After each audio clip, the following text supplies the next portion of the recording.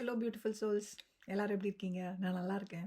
Live வரலான்னு நினச்சேன், ஆனால் எனக்கு தோணுது இந்தியன் டைம் வந்து கிட்டத்தட்ட 8 மணி ஆக போகுது. ஸோ டிஸ்டர்ப் பண்ண வேண்டாம் அப்படின்னு நினச்சேன். ஸோ ஐ தாட் இன்றைக்கி இந்த வீடியோ பண்ணலாம் அப்படின்னு. ஒரு நல்ல மூடு இருந்துச்சு. ஸோ ஏதாவது ஒன்று பண்ணுவோமே அப்படின்னு தோணுச்சு. நான் வந்து ஈகோ பற்றி வீடியோ போடுறேன் அப்படின்னு சொல்லியிருந்தேன். ஆக்சுவலி ஈகோ வந்து நிறைய இடத்துல நமக்கு இருக்கும். அதை எப்படி நம்ம டிசால்வ் பண்ணணும் அப்படிங்கிறத பற்றி நான் ஒரு வீடியோ போட்டிருந்தேன். ஆக்சுவலி ஈகோ அப்படிங்கிறது நம்ம நார்மல் லைஃப்பில் பார்க்குற பெரிய பெரிய விஷயங்களை தான் நம்ம நினச்சிக்கிட்டு இருப்போம். ஆனால் நமக்குள்ளே இருக்கிற ஈகோ ரொம்ப சின்னதாக சட்டிலாக நமக்குள்ளே இருக்கும். அதை பற்றி தான் நான் இன்றைக்கி பேசுகிறேன். ஏன்னா ஃபைனல் ஸ்டேஜஸில் ஒவ்வொரு விஷயம் பண்ணும்போதும் நம்ம அவேர்னஸ் ரொம்ப அதிகமாக இருக்கிறதுனால நம்ம ஹியூமன் ஃபார்ம், அதாவது நம்ம மைண்டு வந்து எப்படி திங்க் பண்ணுது அப்படிங்கிறத நம்மளால் டக்குன்னு புரிஞ்சுக்க முடியும்.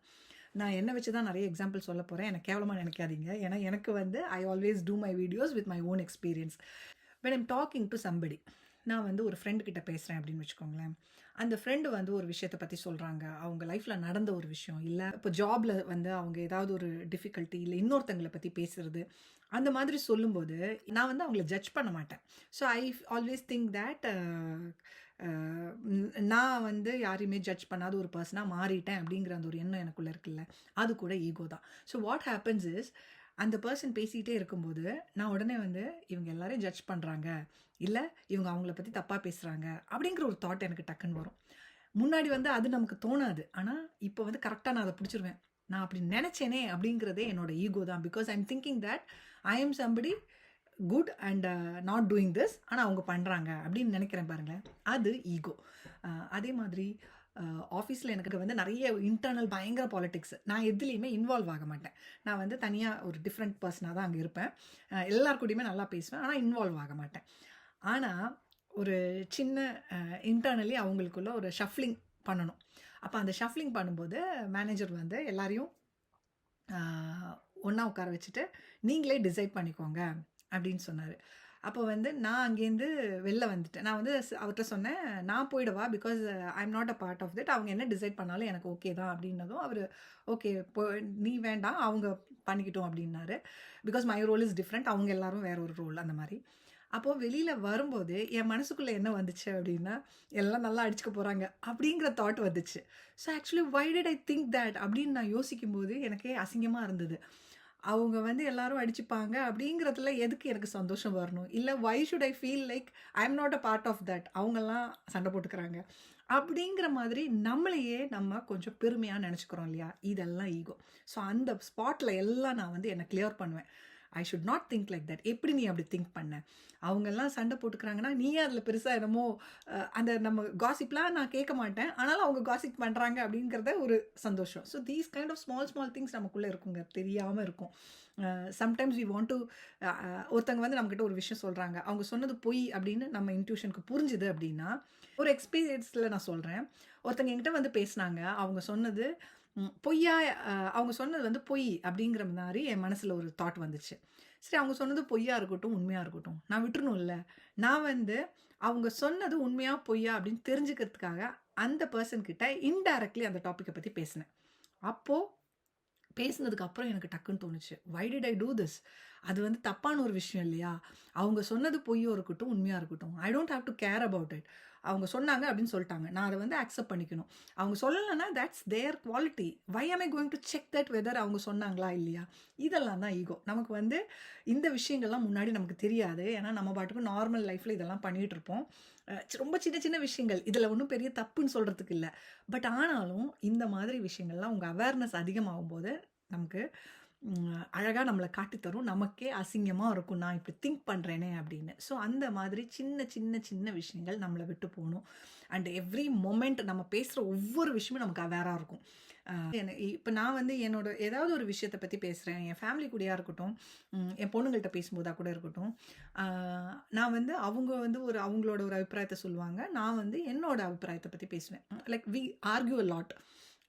நானும் என் பொண்ணுங்களும் வந்து நல்லா ஆர்கியூ பண்ணுவேன், விட்டே கொடுக்க மாட்டாங்க எனக்கு. They always argue. அது அப்படி கிடையாது, இப்படி தான் அப்படின்னு சொல்லி. அம்மா அப்படிங்கிற மாதிரி அக்செப்ட் பண்ணுற பசங்க கிடையாது. எனக்கு அது ரொம்ப பிடிக்கும். ஸோ நாங்கள் அந்த ஆர்கியூ பண்ணும்போது சம்டைம்ஸ் அவங்க சொல்கிற பாயிண்ட் ரொம்ப கரெக்டாக இருக்கும்.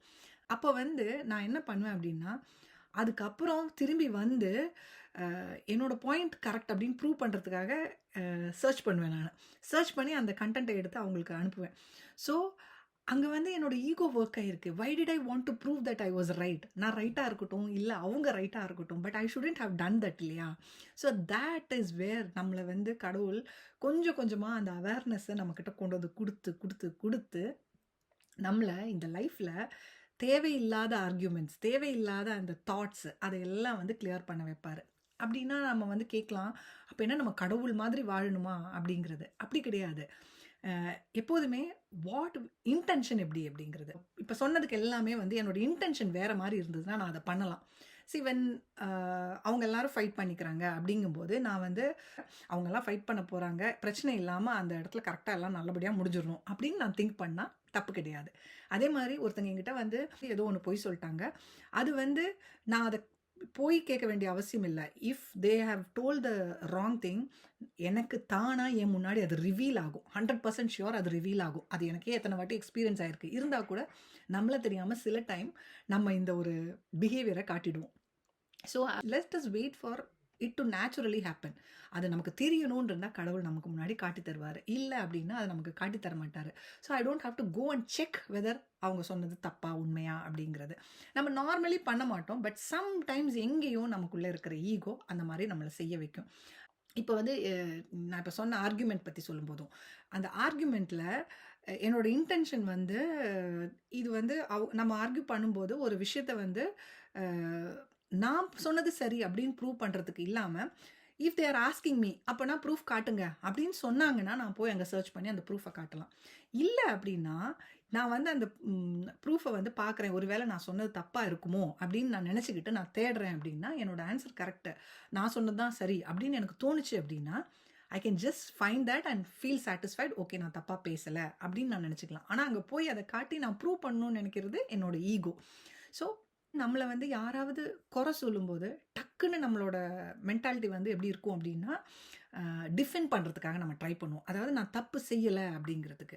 ஸோ அந்த டிஃபெண்ட் பண்ணுறது வந்து ஈகோலேருந்து வர்றது. அதுக்கு பதிலாக நம்ம என்ன தப்பு நான் செஞ்சேன் அப்படின்னு கொஞ்சம் பொறுமையாக கேட்டோம் அப்படின்னா அவங்க சொல்கிற அந்த தப்புக்கு நம்ம வந்து கொஞ்சம் அதாவது நிதானமாக யோசித்தோம் அப்படின்னா நமக்கு அந்த குறைக்கு கரெக்டான ஒரு ஆன்சர் கொடுக்க முடியும். ஒன்று நம்ம வந்து அவங்க சொன்ன மாதிரி நம்ம தப்பு செஞ்சுருக்க மாட்டோம், அதை வந்து கவர் பண்ணி வேறு ஏதாவது செஞ்சுருப்போம், அதை பற்றி சொல்லலாம். இல்லை அப்படின்னா இந்த மாதிரி ஓகே நான் நெக்ஸ்ட் டைம் இதை பார்த்துக்கிறேன் அப்படிங்கிறது சொல்லலாம். ஆனால் நமக்கு என்ன, இதை வந்து பண்ணலை மிஸ் பண்ணிட்டேன் அப்படிங்கும்போது you are trying to find fault அப்படிங்கிற அந்த ஒரு தாட் ஃபஸ்ட்டு வந்துடும். எனக்கு வந்தது 1-2 விஷயத்தில். ஏன்னா இந்த ஜேர்னியில் வந்ததுக்கப்புறம் நான் வந்து யார்கிட்டையுமே வந்து அவங்க எது சொன்னாலும் நான் பாட்டு கண்டுக்காமல் இருப்பேன். But recently I understood that கொஞ்சம் என்ன தெரியாமல் இந்த மாதிரி சின்ன சின்னதாக எப்போதும் கிடையாது, பட் எப்பயாவதுலாம் இந்த மாதிரி வருது. முன்னாடி ஏன் நான் அதை செய்யாமல் இருந்தேன், இந்த ஜேர்னியோட ஸ்டார்டிங்கில் நான் ஏன் அதை செய்யலை அப்படின்னா I didn't have the confidence to talk. நான் வந்து நிறைய இடத்துல வந்து இன்ஃபீரியராக ஃபீல் பண்ணேன். ஸோ நான் அந்த இன்ஃபீரியாரிட்டி என்னை விட்டு போயிடுச்சு. நான் இப்போ வந்து ஸ்ட்ராங்கர் ஒரு பர்சனாக ஆயிட்டேன். அப்போ வந்து தெரியாமல் எனக்கு அந்த டிஃபெண்ட் பண்ணுற அந்த ஒரு நேச்சர் எனக்கு வந்தது அப்படின்னு நான் புரிஞ்சுக்கிட்டேன். So I started being in awareness. அப்புறம் நெக்ஸ்ட் டைம் அதை வந்து கண்ட்ரோல் பண்ண ஆரம்பிச்சிட்டேன். ஸோ இந்த மாதிரி சொன்ன ஒவ்வொரு விஷயமும் it doesn't happen every day.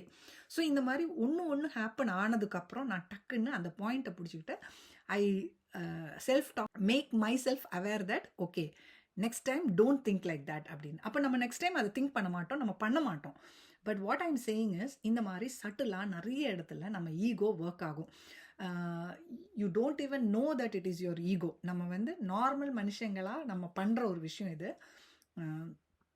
இதெல்லாம் வந்து கிளியர் பண்ணணும் அப்படிங்கிறது டெஃபினெட்லி இந்த ஜேர்னியில் இருக்கிற ஒரு விஷயம். பிகாஸ் வை யூ நோ இதெல்லாம் கிளியர் பண்ணாதான் நீங்கள் ஹாப்பியாக இருப்பீங்க. இந்த ஒரு சின்ன அவேர்னஸ் உங்களுக்கு இருக்கிறதுனால என்ன பிரச்சனை அப்படின்னா you won't feel happy. Immediately உங்களுக்கு நீங்கள் பண்ண தப்பு தெரிஞ்சிடும்.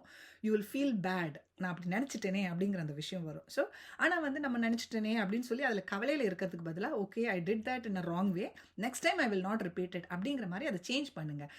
நம்ம ஒரு விஷயத்தை பண்ணும்போதே வந்து அந்த அவேராக நான் இதை பண்ணிட்டேன் அப்படின்னு நினைக்கிற அந்த ஒரு ஸ்டேஜுக்கு வர்றது இன்னும் கொஞ்சம் லேட்டர் ஸ்டேஜஸில் தான் வரும். Depending upon your stages. Your already in that place அப்படின்னா இந்த மாதிரி விஷயங்கள் சின்ன சின்னதாக வரும். அதையெல்லாம் கிளியர் பண்ணுங்கள். பிகாஸ் அதை கிளியர் பண்ணலைன்னா உங்களுக்கு ஹாப்பினஸ் கிடைக்காது. You will be triggered. அது நீங்கள் புரிஞ்சிக்கல அப்படின்னா அந்த டே வந்து உங்களுக்கு டிஃபிகல்ட்டாக இருக்கும். நீங்கள் எல்லாரும் கேட்பீங்கல்ல, எனக்கு வந்து நிறைய விஷயங்கள் நல்லா இருக்கேன், திடீர்னு ஏதோ நடக்குது அப்படின்னு. இந்த மாதிரி சின்ன சின்ன விஷயங்கள் எல்லாம் நம்மளை வந்து ட்ரிகர் பண்ணும். நமக்கு தெரியாது, ஏன்னா இதெல்லாம் நம்ம அவேராக பண்ணுற விஷயங்கள் கிடையாது. But as I said, later ஸ்டேஜஸில் நீங்கள் அவேராக இருந்து தான் ஆகணும். ஆட்டோமேட்டிக்லி உங்களுக்கு இதெல்லாம் புரிய ஆரம்பிச்சிடும். So you will start clearing this. புரிஞ்சிருக்கும்னு நினைக்கிறேன். சின்ன எக்ஸாம்பிள்ஸ் எனக்கு ஞாபகம் இருந்தது சொன்னேன். உங்களுக்கு இதே மாதிரி உங்கள் லைஃப்பில் கனெக்ட் பண்ணி பாருங்கள். நிறைய இருக்கும். நீங்கள் இனிஷியல் ஸ்டேஜஸில் இருந்தீங்கன்னா இதெல்லாம் உங்களுக்கு கண்டுபிடிக்கிறதே கஷ்டம். ஏன்னா இதை விட பெருசு பெருசாக இருக்கும் நம்ம ஈகோ. அதை வந்து கிளியர் பண்ணணும் first. Okay dears, take care, பாய்.